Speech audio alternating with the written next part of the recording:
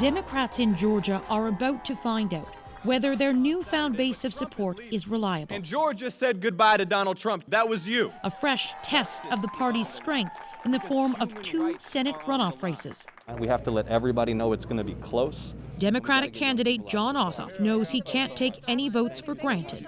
And while his party hopes the days of Republican dominance here are over, it is an uphill battle. Mr. Ossoff, given that Joe Biden was able to turn this state from Republican red to Democrat blue, what kind of pressure do you personally feel if you're not able to do the same and turn this from a moment into a movement? Well, we are turning this into a movement. I mean, look at the young people out here today sticking around in this parking lot. Y'all feel it? Yeah. We are turning this into a movement. Yeah.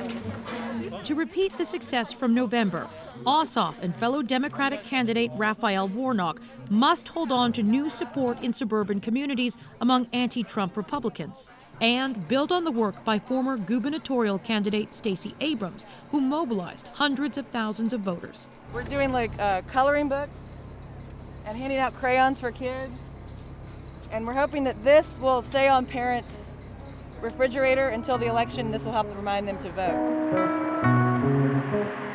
But the party is starting to look beyond Atlanta and its suburbs for long-term gains, venturing into deeply conservative communities.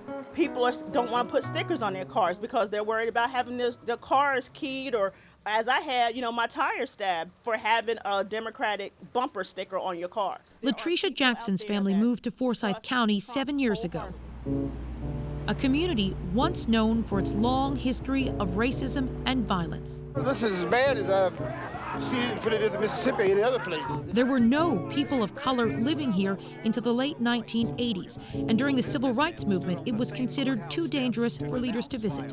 John Lewis said to me, Daniel, Forsyth County was a county that me and Martin didn't go to. To know that they wouldn't come here speaks volumes to where I'm standing right now. And I don't take that for granted, not one day in my life. We're in a space. Daniel Blackman also calls Forsyth County home. He's a Democrat running to be the state's public service commissioner. It's not that, everything is great or that we're exactly where we need to be, but the county has made strides. Forsyth County is now one of the fastest growing communities in the state. Its population is set to double by 2050. Jobs, the low cost of living, and good schools are the main draws. Growth that is helping Democrats. We know we're the minority, but we know we can make strides, and bit by bit, we're just chewing at it, right? We're just trying to make that difference. President Donald Trump won this county, but Democrats are inching closer to making the race more competitive, nearly doubling their votes from 2016 to 2020. And in some ways, it's really a good thing, because I think that the conservatives in our county kind of just took it for granted. But the Democrats will make us work harder. And I will say we're fighting very hard for this state. The need to work harder comes at a complicated time.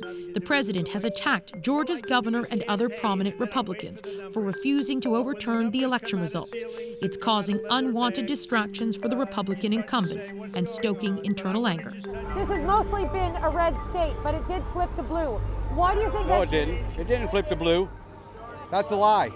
That is a total lie. It's not blue, it's red. It's red. It's not blue. Okay, Katie, obviously a lot of emotion. Can you walk us through why these Senate races matter so much? Voters in Georgia will determine which party controls the U.S. Senate. It will shape American policy for years to come, so the stakes could not be higher. Republicans need to win just one of the 2 seats that are up for grabs here to maintain their majority. The Senate is the most powerful legislative body in the country. It can either help the Biden administration implement its agenda, or it can hold it up. The presidential race was important, Adrienne, but these 2 races are considered just as significant. All right, Katie Simpson in Atlanta tonight. Thanks, Katie.